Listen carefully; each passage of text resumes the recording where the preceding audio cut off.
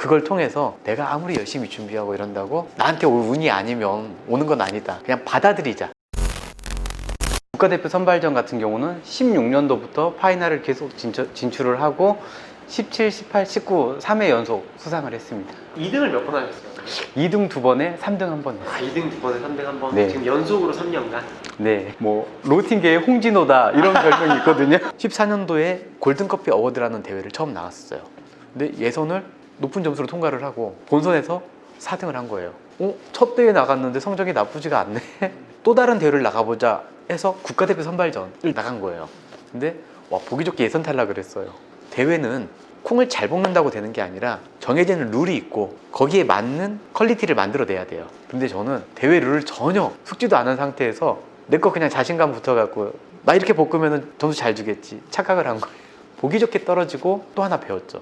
아무리 로팅을 잘하고 내가 맛있게 볶아도 대회 룰에서 어긋나고 대회의 관능평가에 맞지 않으면 수상하기 어렵다. 이걸 알게 된 거죠. 대회를 나가봤더니 떨어졌지만 도움이 너무 많이 되는 거예요. 일반적으로 로스터들은 내가 납품을 하게 되면 그 납품에 맞는 로스팅을 계속 할 수밖에 없어요. 공장처럼 정말 물량이 계속 들어오면은 똑같은 로스팅 반복적으로 계속해서 그 물량을 다 납품할 때까지는 여유가 없거든요. 그러면은 이런 로스팅 외에 다른 로스팅은 생각을 못 해요. 그런데 대회 때는 내가 하던 로스팅이 아니라 점수를 받고 평을 받을 수 있는 로스팅을 만들어내야 하니까 고민을 하게 되고 안 하던 로스팅을 도전을 해보게 돼요. 이러면서 공부가 많이 되는 거예요. 하루에 막 열 몇 시간씩 20배치, 30배치 로스팅을 하다 보면은 다른 걸 할 수 있는 여유가 없어요. 딱 1년 정도 지나고 나니까 나 대회도 나가고 싶고 산지도 가보고 싶고 이런데 지금 이런 상황이라면은 다람쥐 쳇바퀴 돌듯이 5년, 10년이 지나도 똑같겠다. 지금 당장은 약간 수입도 좀 줄어들고 어떤 면에서는 좀 어려워질 수 있지만 시간을 한번 투자해보자 라는 생각으로 그만두고 대회를 겨냥을 하게 된 거였죠. 그래서 저는 나 또 대회를 치르고 나면은 어느 정도 실력이 향상될까? 대회를 준비하실 때 저는 이렇게 준비를 해요. 대회용 머신을 내가 갖고 있으면 좋은데 갖고 있지 않다고 하면은 많은 로스팅을 해볼 수가 없거든요. 많은 배치를 돌려볼 수가 없어요. 요즘은 대회를 하게 되면은 그 대회용 머신을 돈을 주고라도 렌탈해서 사용할 수가 있어요. 그러면은 그때 최대한 나한테 익숙한 콩을 처음에는 볶아보시기를 추천드려요. 생소한 대회 콩을 갖다가 볶으시면은 얘가 제대로 팝이 터지는 건지 맛이 제대로 나온 건지 알 수가 없거든요. 근데 내가 익숙한 늘 볶던 콩을 갖다가 볶으면은 이 기계에서 이렇게 볶으니까 내가 늘 볶던 대로 맛이 나오네? 그럼 이 기계에 대한 열량 파악이 된 거잖아요. 그때 대회 콩을 갖고 이제 연습을 하는 거예요. 일단은 먼저 기계에 익숙해지고 그렇죠. 내가 볶던 콩으로 네, 그리고 나서 콩에 익숙해지면 좋겠다. 그렇습니다. 처음부터 대회 콩으로 막 연습을 하려면은 비싸거든요. 내가 익숙한 매장의 콩을 가지고 가서 로스팅을 해서 내가 늘 매장에서 볶던 대로 로스팅이 되면 로스터는 이 기계를 이미 사용할 줄 알게 된 거예요. 그러면 그때 이제 대회용 콩을 집어넣고 포인트를 잡아서 원하는 노트를 만들어 보는 거죠. 근데 다행히 저는 전공이 대학 다닐 때 전자공학이었어요. 전자기기에 대해서 좀 익숙한 부분도 있고 많이 만져보고 많이 익숙해지는 게 좋다라는 생각에서 먼저 만져보고 봐. 그럼 만지면서 기계를 분석을 해요. 이 로스터기는 버너에서 불을 켜면은 드럼 내부 온도 센서가 몇 도부터 쭉쭉쭉 올라가는지 몇 초에 올라가는지 뭐 이런 것도 분석을 하고 댐퍼의 위치가 배기모터에서 가까이 있는지 멀리 있는지 관이 넓은지 좁은지 이런 것도 좀 분석을 하고 그러고 나서 이 기계가 어느 정도 익숙해지면은 거기서 실제적으로 제가 프로파일을 자꾸 만들어 보고 로팅을 해보고 또 로팅이 끝나면 항상 저는 그걸 커핑을 해요. 커핑을 해서 내가 원했던 대로 로팅이 된 건지 아니면 열량이 잘못 들어가거나 넘치게 들어갔는지 뭐 이런 것들을 체크를 하다 보니까 이제 이게 익숙해지면 기계는 도구일 뿐이에요. 꼭 내가 라면 끓여 먹던 냄비가 아니어도 프라이팬에다도 라면을 끓일 수 있는 거고 웍에다도 끓일 수 있는 거잖아요. 그걸 어떻게 사용하고 열을 얼만큼 세게를 줄 건지 이해만 되면 되잖아요. 사실 로스팅은 그런 부분이라고 보거든요. 전도, 대륙, 복사에 대한 그런 상관관계들을 좀 이해를 하고 로스터기들의 장단점들, 내 로스터기의 버너는 몇 구짜리고 켰을 때 가스가 파란 불꽃이 어디까지 올라가니까 안정적으로 나오고 불안전 요소는 어느 상태에서 발생이 되고 드럼의 두께는 몇 T 몇 T로 되어 있고 뭐 재질이 스테인리스인지 철인지 주물이 섞였는지 아닌지 이런 것들을 파악을 해서 저는 이제 이걸 열 생성률이라고 그래요. 열 생성률과 열 전달률 것만 파악이 되면 그 다음부터는 이제 시간 싸움이라고 보거든요. 되게 다양한 기계들을 만져보셨겠네요, 로스팅 머신. 지금까지 제가 얼마 전에 마스터 오브 로팅 대회라는 대회를 했었어요.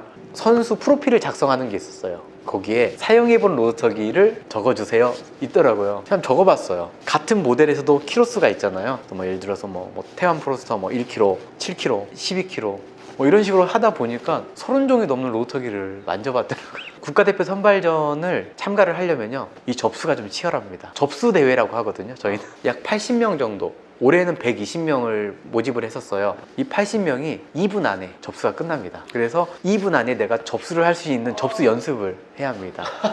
그래서 제가 작년에는 세미나 중에 2분 안에 접수하는 세미나도 한번 했었습니다. 아, 정말요? 네.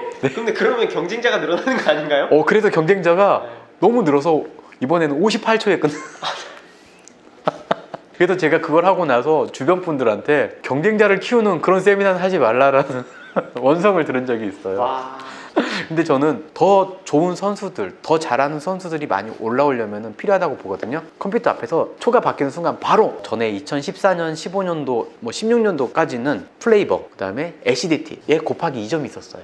그런데 갑자기 17년, 18년도부터는 플레이버와 밸런스 이쪽에 곱하기 2점으로 바뀌었어요. 이게 이제 어떻게 보면 커피의 세계적인 트렌드 같아요. 산미가 넘치는 커피를 한때는 막 선호하다가 요즘은 스윗하고 균형감이 잡혀있는 커피를 선호하는 그러한 시대로 바뀐 거죠. 작년 같은 경우에는 총 81명의 선수 중에서 파이널에 15명이 올라갔습니다. 예선 때도 똑같은 커피를 사용하고 본선 때도 똑같은 커피를 사용합니다. 단 예선 때는 싱글이에요. 한 가지 생두를 1번 선수가 뽑으면 그 콩을 전 선수들이 다 로팅을 하는 거고요. 네. 몇 가지 콩을 주고 네. 1번 선수가 랜덤으로 하나를 뽑으면 모든 대회 예선 참가자들이 그 콩으로 대회 때 로스팅을 해야 되는 네. 거네요. 예선 로스팅은 그 콩으로 다 하게 됩니다.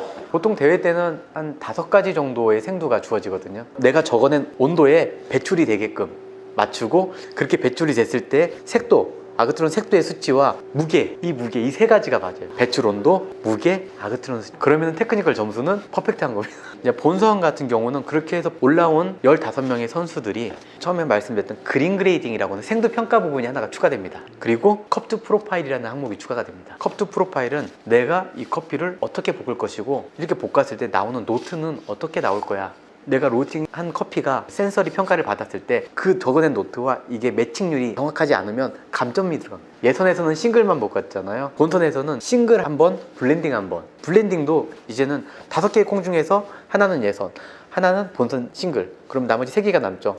그럼 3개를 무조건 다 섞어야 돼요. 10% 이상씩 다 섞어야 돼요. 그러면 뭐 10, 10, 80이 될 수도 있는 거고 20, 20, 60이 될 수도 있는 거고, 이건 이제 각각의 로스터들이 이제 본인들이 추구하는 노트에 따라서 비율을 바꾸게 됩니다. 블렌딩 비율을. 국가대표 선발전은 최대한 로스터한테 부담을 덜 주고 최상의 커피를 너희들이 마음껏 볶아내라 라는 그런 취지에서 생두는 미리 공지를 해주고, 로팅하는 시간에는 로스터한테 아무런 타치도 하질 않습니다. 대회 경험도 굉장히 많으시고 또 오랫동안 네. 이렇게 나가셨잖아요. 또 순위권 안에도 지속적으로 드시고. 네. 말해줄 수 있는 꿀팁이 있다면? 네. 사실은 이게 감점을 받지 않는 커피를 만들면 무조건 예선은 통과가 됩니다. 로팅을 잘 해놓고도 감점을 먹어가지고 탈락하는 선수들이 많아요. 그래서 예선 같은 경우는 최대한 감점을 받지 않는 룰에 대해서 공부를 하고 거기에 맞는 플랜을 짜는 게 좋다고 저는 생각을 해요. 예선 때 1등을 해봤자 본선 가서 15등 하면 의미 없거든요. 대회는 무조건, 이게 좀 씁쓸한 말이긴 하지만 1, 2, 3등 트로피권 안에 들어가지 못하면은 빛을 발하지 못해요. 트로피라는 걸 무조건 노려야 돼요. 그러면 저는 예선은 항상 무난하게 통과를 하자, 모험하지 말고 감점 덜 받고 15명 중에 7위, 8위, 9위, 10위 뭐 이 정도에서 안정적으로 통과를 하자라는 생각으로 항상 해요. 그래서 더 테크닉을 주고 싶은데도 참아요. 이게 혹시 잘못하면 감점이 될 수도 있으니까요. 예선을 통과한 후에 본선에서 이제 제가 하고 싶은 걸 하는 거죠. 파이널까지 올라온 선수들이면 어느 정도 실력이 검증된 선수들이거든요. 그러면 진짜 종이 한 장 차이예요. 2019년도 대회는 제가 지금까지 치른 대회 중에 가장 쉬웠고 가장 바보스러웠고 가장 긴장한 대회였어요. 이유가 2019년도 대회가 바로 작년 9월 달이거든요. 그린 그레이딩도 잘했어요. 근데 원래 선수가 그린 그레이딩이 끝나면은 항상 타임을 외쳐야 돼요. 그래서 타임키퍼가 듣고 스탑워치를 누를 수 있도록. 근데 저는 다 끝냈어요. 끝냈는데도 긴장을 너무 해가지고 타임을 못 외치고 가만히 이러고 있었어요. 시간 초과가 된 거예요. 그린 그레이딩이 총 24점 만점인데 제가 19점을 먹었어요. 근데 19점 중에 15점이 감점이 들어갔어요. 만약에 제가 15점 감점을 먹지 않았으면 그때 우승했던 선수보다도 8.9점 정도가 더 높았어요, 점수가. 근데 저는 또 하나 배웠다고 생각을 했어요. 저는 막 되게 철저하게 준비를 했고 1등에 대한 어떤 우승에 대한 막 욕심이 좀 컸기 때문에 더 막 긴장도 많이 하고 그랬었는데, 그걸 통해서 내가 아무리 열심히 준비하고 이런다고 나한테 올 운이 아니면 오는 건 아니다. 앞으로는 편하게 준비하고 그냥 받아들이자. 그래서 19년도 같은 경우는 저한테 되게 로팅 대회를 나갔던 그 어떤 대회들보다도 교훈이 많이 된 대회였어요. I'm sorry,